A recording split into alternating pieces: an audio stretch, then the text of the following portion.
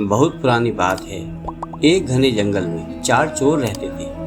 अपना चुराया हुआ धन वे एक साधारण से बर्तन में रखते थे और उसकी हिफाजत अपनी जान से भी ज्यादा करते थे। फिर कुछ समय के बाद उनका मन उस चोरी चकारी के धंधे से ऊबने लगा। अरे यार, मैं तो ऐसी जिंदगी से तंग आ गया हूँ जिसमें हमें हमेशा ही चौकन्ना रहना पड़ता है, वरना कभी न कभी हम पकड़े भी आ सकते हैं। एक ने अपना दुखड़ा रोया। हाँ भाई, बिल्कुल सही कह रहे हो। मैं भी चाहता हूँ कि हम लोग एक शांत, सुखी और सच्ची जिंदगी जिए। दूसरे चोर ने भी हाँ में हाँ मिलाई। बहुत अच्छा, बिल्कुल ठीक बात कही है भाइयों।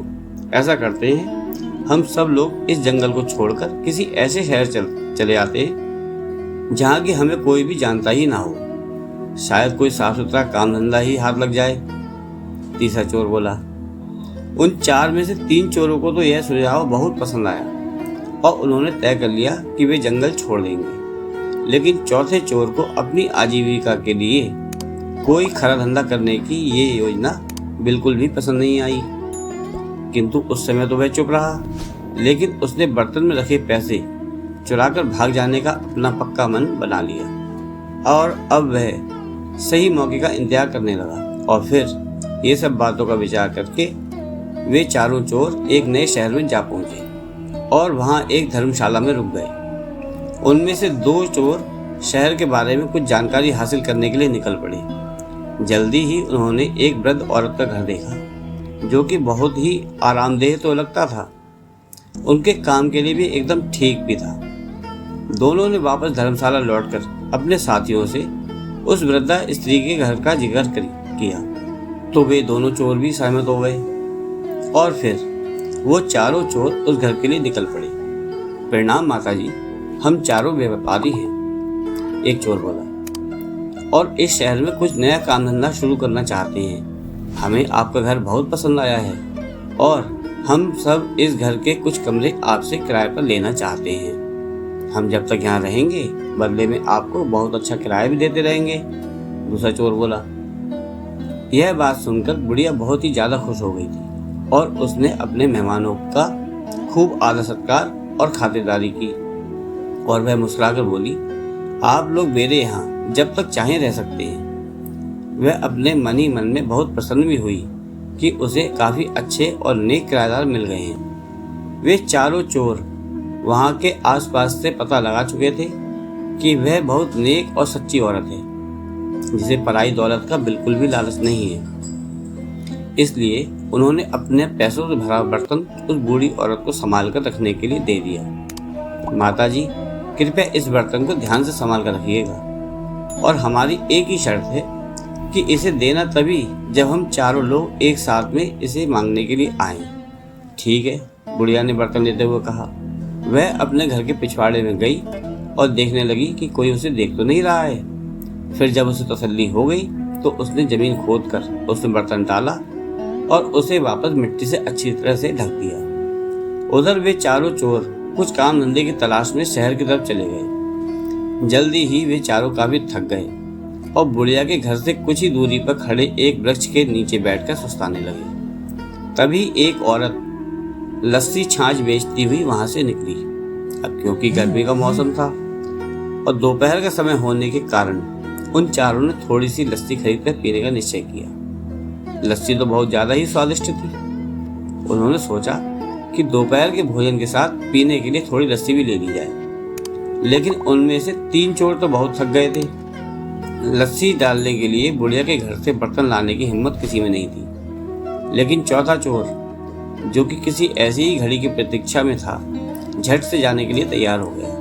वह बुढ़िया के घर पहुंचकर बोला, माताजी, मुझे मेरे साथियों ने बर्तन लाने के लिए भेजा है, लेकिन मैं ये बर्तन तो तभी दूंगी जब तुम चारों लोग एक साथ इकट्ठे होकर आओगे।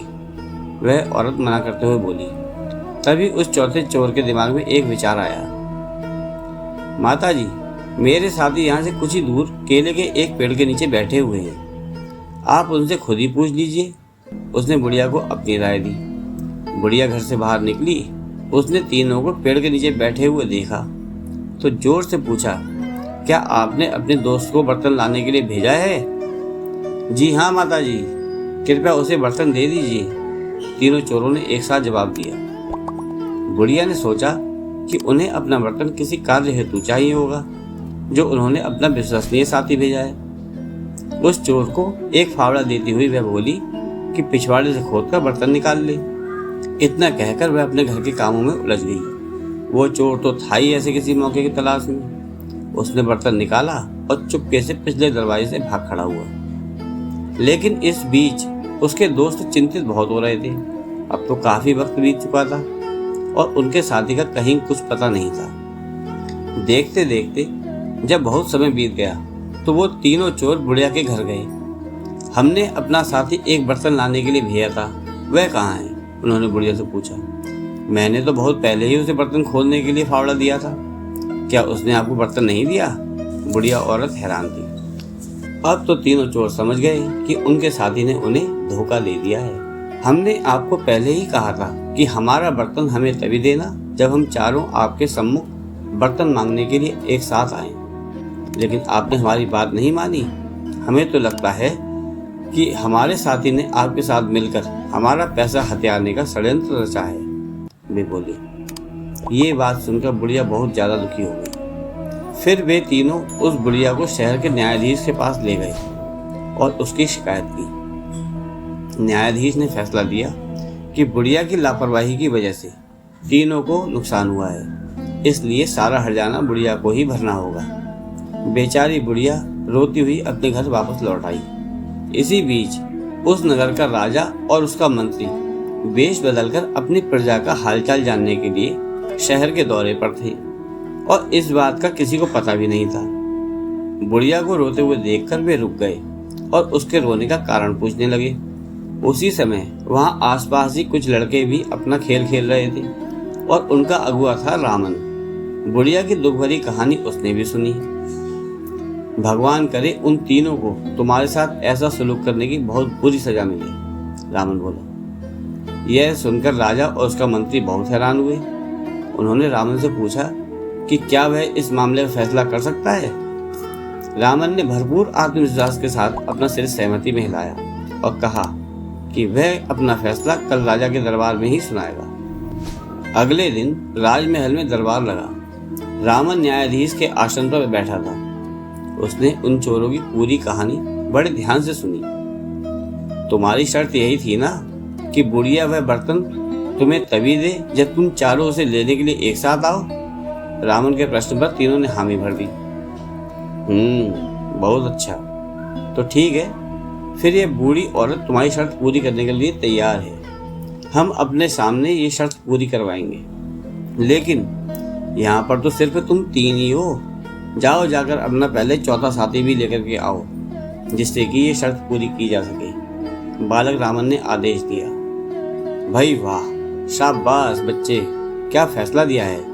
राजा ने रामन की भूरी भूरी प्रशंसा की और बोले, तुम हो तो बहुत छोटे पर बहुत समझदार भी हो।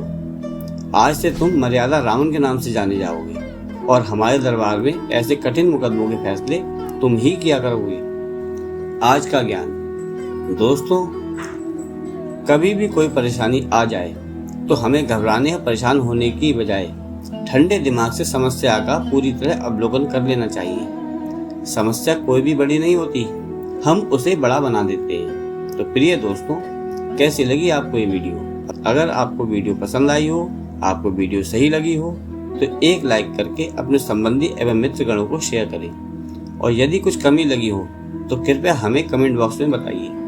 दोस्तों, ऐसी और वीडियो देखने के लिए हम इस चैनल को आप सब्सक्राइब भी कर सकते हैं। तो मिलते हैं आपसे कल शाम 4 बजे एक नई वीडियो में, फिर से एक नई कहानी के साथ। वीडियो अंत तक देखने के लिए धन्यवाद। अभी के लिए विदा दीजिए।